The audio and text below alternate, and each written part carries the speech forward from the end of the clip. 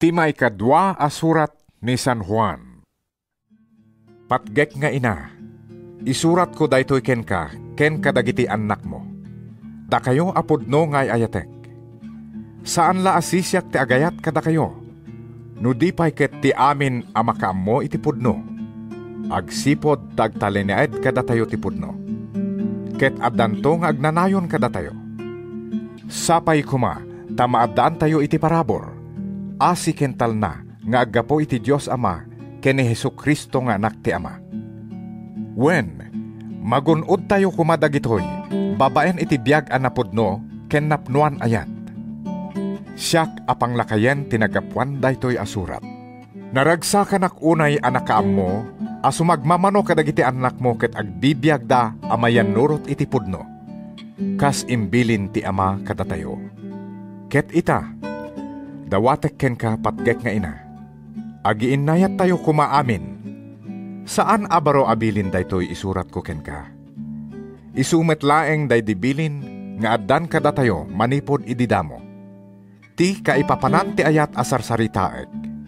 Isu ti panagtungpal kadagiti bilbilin ti Dios. Ti bilin anang ngegyo amin manipod ididamo isu daytoy. Agbiag kayo iti ayat.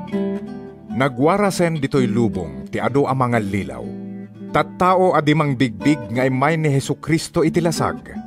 Mga lilaw ken kabusor ni Kristo dagiti kakasta at tattao.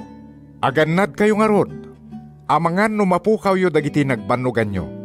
Ket diyo maawat tinaan-anay agunguna. Ti siya sino man asaan nga agtalinaed iti panursuro ni Kristo.